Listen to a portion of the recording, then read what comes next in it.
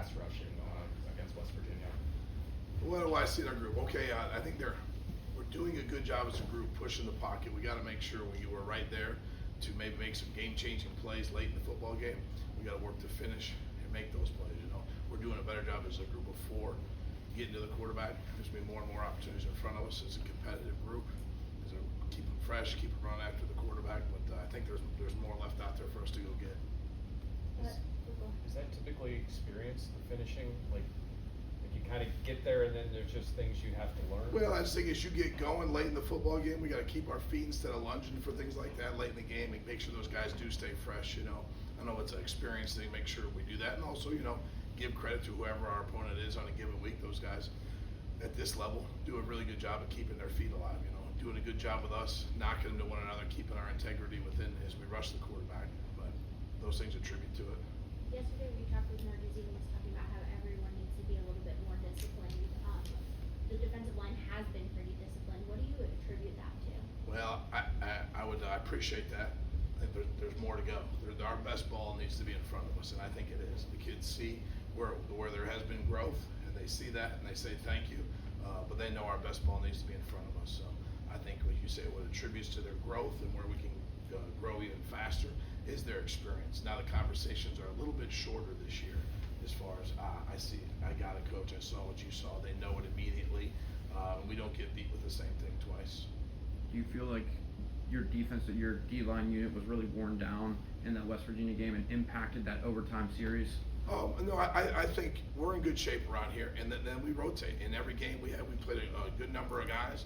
We need to be at our best when our best is needed, and I think maybe a little pressing and things like that. So I'm anxious to throw them out there this Saturday and watch us improve. I think you have 7 different defensive linemen who reported a sack or at least half sack so far this season. Just how are you feeling about your depth of your overall group?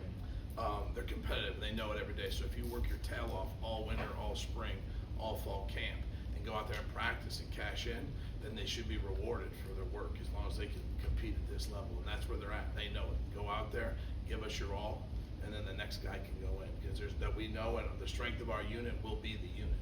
And there's no one's allowed to play tired. Edwards had a big game for West Virginia a couple weeks ago, but how do you feel like your unit's been overall all season and in that game against the run?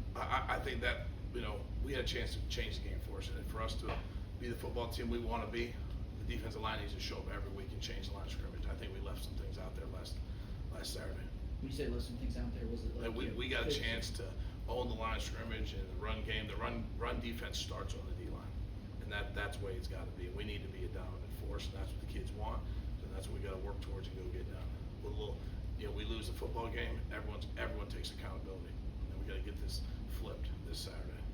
You guys have been using some 5 down linemen at times throughout the season. Did you do that much last year? It is a personnel basis. You watch it. We're seeing some more people going to multiple tight ends and heavy sets and short yardage and things like that. It's shown up this year a little bit more. I think it having to do who we're playing. Some of those teams we're playing, that's who they are. Central Michigan got big people, and West Virginia got some big people. So we've matched people. That was common in the past as well. Is that something you might see or use against Louisville? It's really based on what our opponent does, as we go through it. It's always been in our pocket. We've had it for years and years around here. From what you've scouted at Louisville, do they do any of that? When they get short yardage, yeah. we'll get in our short yardage defense to match their people.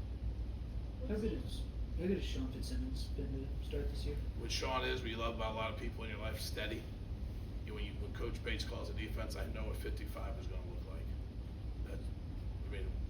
That's what I like. And he's doing it at a high level. He gets his one-on-ones. He's winning more and more of those. A really, really good run defender for us. What do you think allowed Crothers to really, sorry, Abby. That's what I was going to ask too, so you're good. Zach Crothers? Yeah. What's allowed him to really just emerge as a contributor this year? Reps, time. As the season went on last year, and we talk about our personnel on a daily basis, you saw him last year just growing and growing and growing. He's a kid. All he does is exactly what you say. That's a pretty good feeling as a coach. It takes it personal enough to get it right, but not personal enough to slow his growth. His body is mature with Coach Stack in the weight room. You just see a more confident kid walking around this building. Is there a running back that can take? Desmond Reed can take a play the distance, but so can Louisville's running back. What do you see from him, and what does he stand out? Multiple of their running backs the same way. I think Des is a very comparable, right? You see them bottled up for a game or for a portion of a game, and then give them a crease. I mean, 1 foot, you better be gang tackling, you better be disciplined. Don't you take a step off, because this guy could change the game in a heartbeat. I mean, he's done it every game that he had, valuable reps in. Tim, obviously Miller Moss is new to their system, but what have you seen from him? It looks like they're taking some opportunities down the field. Yeah, it looked like last week they made an effort to get him on track early in the game and got him in some passing situations, getting the ball out of his hands quick, but Louisville hasn't changed. It's still Coach Brom's system. He's going to take calculated shots against our defense, so Coach Brom does a tremendous job, and he very, very good football coach, good play caller, so he fits into what they're asking him to do. I don't see their changing in what their scheme is. He's fit into what they're asking him to do.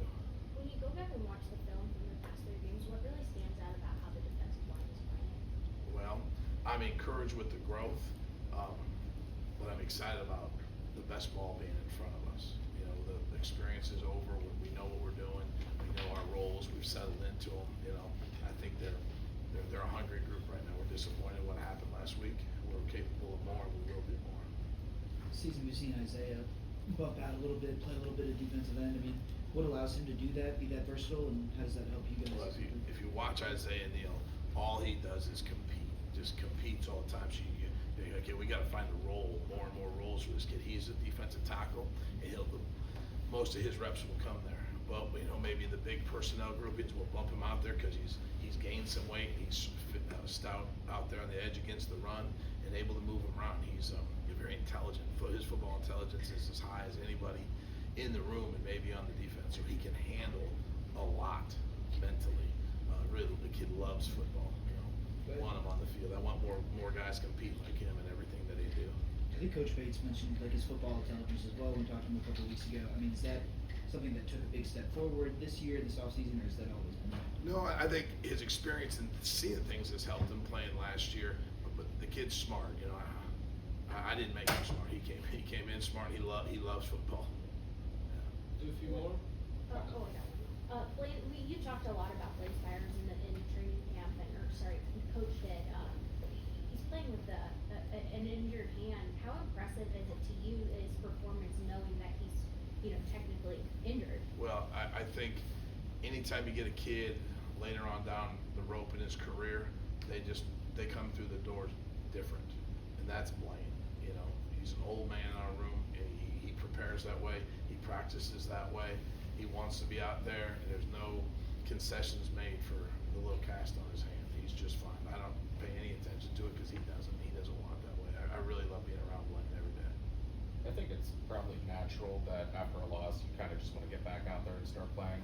What can you guys have, or what did you guys take from having this extra time, having the bye week? Well, we got on the road for a couple of days and went on the road and recruited a little bit, and then came back in here, analyzed what we can do better, what we did well, and then got a couple extra days on Louisville.